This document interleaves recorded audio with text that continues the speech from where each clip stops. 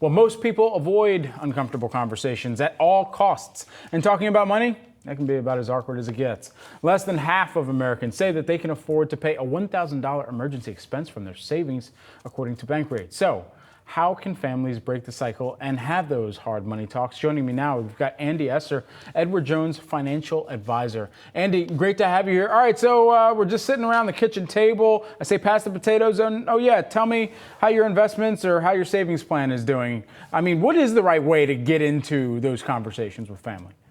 It is so difficult when you're starting those conversations because there's that potential for awkwardness. I mean, in polite company, the three things that you don't talk about are politics, religion, and money. And especially around the family table, when you're talking about a financial future for a family, that's when conversations begin to get a little on thin ice. What I find in working with clients, I've been working with clients for 15 years as a financial advisor, and Edward Jones has been here for 103 years, working with families towards shared goals. What we find is it takes conversations built on intentionality, respect, and trust. But not everybody's practiced to have those conversations, which is why it's important to have a financial advisor to set the agenda and be the guide to help make sure the families make progress. I mean, these conversations can get really emotional too, Andy. How can you remove the emotion from the financial conversations that are going to take place and be uncomfortable at the same time in order to make sure that you're kind of getting towards a very attainable goal, or at least step-by-step process for the trust the process folks out there like myself? You can't eliminate the emotion from it. The fact that you have finances, that's almost the easy part. Dealing with the human side of the equation is where the magic really occurs. Coming back to intentionality, respect, and trust, the intentionality is first defining at the fore, what does success look like for this conversation? If you have people and maybe there are concerns about whether a person is college bound and whether we should be doing education planning through a 529. First, to that point, education plans, 529s, can be used for more than just the 4-year degree. It could be used for vocational schools. In some circumstances, that money could possibly be parlayed into a Roth IRA, help person jumpstart their retirement savings. But understanding at the beginning what that success looks like, addressing people with respect to understand that they've got a valued perspective as well. Families are happier and richer when they leverage each other's strengths and perspectives and wisdom. And finally, it provides that basis for trust so that people can make constructive decisions going forward. All right, sounds like it would be helpful to have a family therapist also involved in some of those conversations. You know, all jokes aside, I mean, this is really serious when you think about what you're saving for. And we were just talking about education savings here too, which plays a huge role in perhaps the career you want to go into after you attain the degree, which plays a huge role in your financial stature even after you get out of college. So how should families be assessing that education savings discussion? Well, the value of education continues to be there. It's the one determining factor that helps secure not just job security, but also financial security.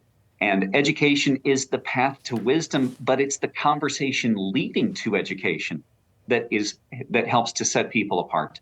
So again, I was stunned actually. Edward Jones just recently did a survey. We polled 2,200 people in alliance with Morning Consult, and we found that 60% of people know they're not saving enough.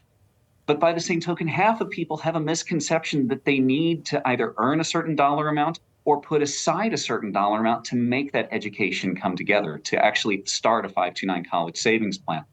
Where this comes back is having a financial advisor. I can't tell you, Brad, the number of people that I've worked with who have involved me in the close of very serious family conversations. And I've been something of a therapist for them. I've also been an advisor and a guide, setting the agenda to help make sure that there are no stones left unturned. That's the advantage of having a financial advisor. At Edward Jones, we've got 19,000 financial advisors in virtually every county in the country. So that access to have somebody who's practiced in having those conversations is all the more relevant these days. You know, just lastly, while we have you here, Andy, the great wealth transfer, a topic that we discuss time and time again on the show here, and for good reason. It could change what people's shopping propensities and appetites and trends are. It could change people's investment vehicles or the assets that they want to own in their portfolio.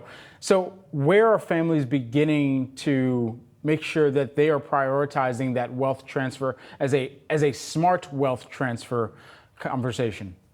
Well, the talk is never an easy one to have about giving someone money.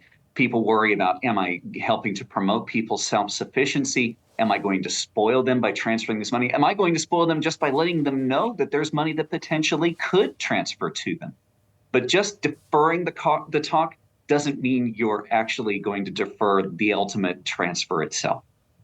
Now, I'm really encouraged, actually, when we did our polling with our clientele, 57% of people know that they can have a financial advisor to involve in that conversation, to make that talk easier to have, to help make sure that you're not promoting things that would keep somebody from looking out for their own interests or their own promoting into the economy. So having the conversation, it's easier than ever before. Andy Esser, who is the Edward Jones Financial Advisor, joining us here today on Wealth. Thanks so much for the time, Andy. Thank you for having me, Brad. Certainly.